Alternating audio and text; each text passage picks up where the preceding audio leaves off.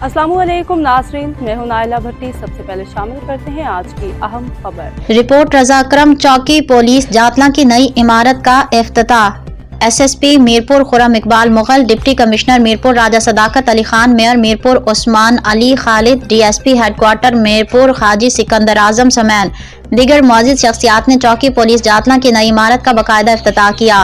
इफ्तिताही तकरीब आमद पर SSP, deputy commissioner, mayor Usman Khalid और दीगर का शानदार इस्तकबाल किया गया और फूल भी पेश किए गए।